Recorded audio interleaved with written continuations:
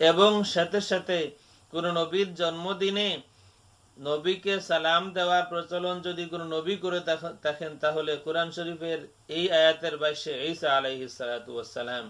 সুতরাং নবীদের জন্মদিন উপলক্ষে এক নবীকে সালাম দেওয়া আল্লাহর সুন্নত, এক নবীর দরবারে সালাম পেশ করা নবীর সুন্নত, এবং এরপরে সাহাবায়ে কেরাম সহ আহলুস সুন্নাত ওয়াল জামাতের আকীদায় বিশ্বাসী আমরা যারা আছি সকলের এই একই আমল। জন্মদিন একটি গুরুত্বপূর্ণ দিন নবীর জিন্দেগির, এবং এই দিন নবীকে সালাম দেওয়ার প্রচলন আল্লাহর।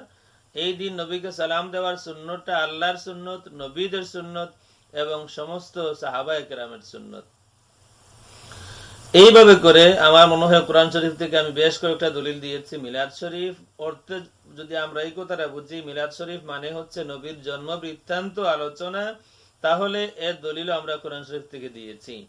মিলাদ শরীফ মানে যদি হয় নবীর জন্মদিন উপলক্ষে নবীকে সালাম দেওয়া, তাহলে এর দলিলও আমরা দিয়েছি।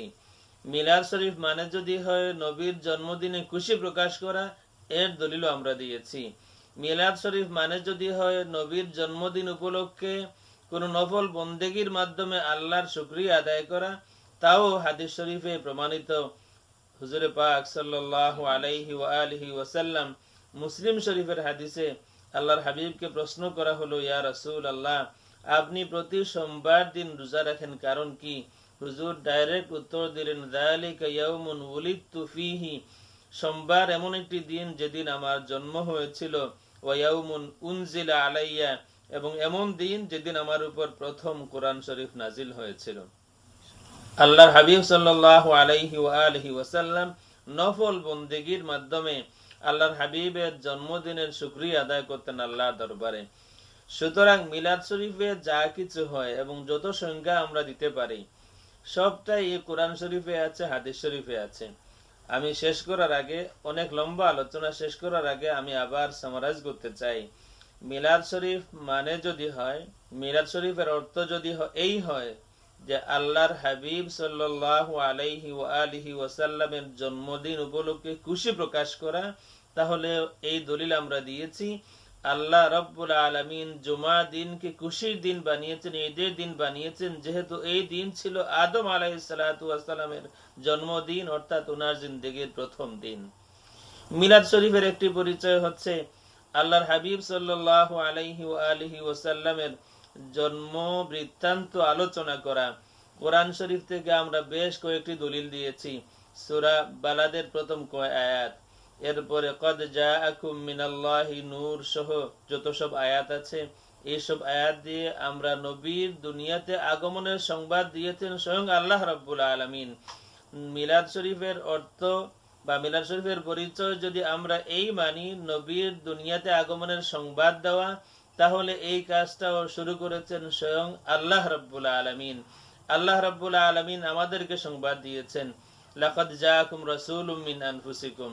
আল্লাহ রাব্বুল আলামিন আহলে কিতাব ইহুদি নাসারাদেরকে সংবাদ দিয়েছেন, ইয়া আহলাল কিতাব ক্বাদ জাআকুম মিনাল্লাহি নূরুম ওয়া কিতাবুম মুবিন। সুতরাং মিলাদ শরীফের একটি পরিচয় হচ্ছে নবীর জন্মদিনের সংবাদ দেওয়া, নবীর জন্ম বৃত্তান্ত আলোচনা করা। আল্লাহ রাব্বুল আলামিন নবীদের জন্ম বৃত্তান্ত আলোচনা করেছেন কোরআন শরীফের বহু জায়গায়। ঈসা আলাইহিস সালাতু ওয়াস সালামের জন্ম বৃত্তান্ত আলোচনা হয়েছে, ইয়াহইয়া আলাইহিস সালাতু ওয়াস সালামের জন্ম বৃত্তান্ত আলোচনা হয়েছে সূরা আলে ইমরানে। ঈসা আলাইহিস সালাতু ওয়াস সালামের জন্ম বৃত্তান্ত আলোচনা করা হয়েছে ডিটেইলস সূরা আলে ইমরানে, সূরা মারিয়ামে। হযরত মুসা আলাইহিস সালাতু ওয়াস সালামের জন্ম বৃত্তান্ত আলোচনা হয়েছে সূরা কাসাসে। সুতরাং নবীদের জন্ম বৃত্তান্ত আলোচনা করা, নবীদের জন্ম সংবাদ দেওয়া, নবীদের দুনিয়াতে আসার সংবাদ দেওয়াটা স্বয়ং আল্লাহ রাব্বুল আলামিনের সুন্নত। মিলাদ শরীফ যদি এই অর্থে নেওয়া হয় নবীর জন্ম সংবাদ দেওয়া, নবীর জন্ম বৃত্তান্ত আলোচনা করা, তাহলে কোরআন শরীফে বেশ কয়েকটি দলিল আছে।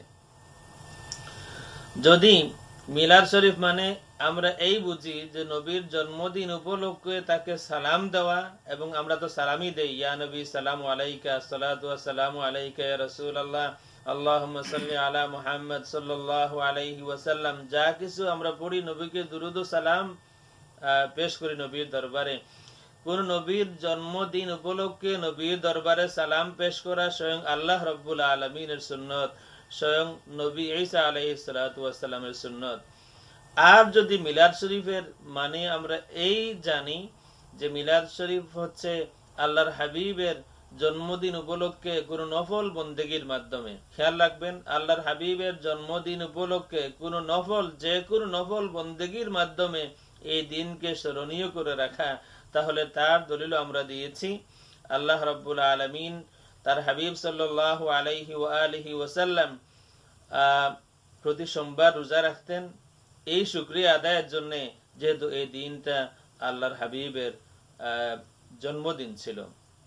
সুতরাং মিলাদ শরীফ নিয়ে, মিলাদ শরীফের মতো এত সুন্দর একটি ইবাদত নিয়ে আমাদের মধ্যে আর ১৫০০ বছর গত হয়েছে, আমাদের মধ্যে এই বিষয়টা নিয়ে আর দ্বিধাদ্বন্দ্ব না থাকাটা উচিত।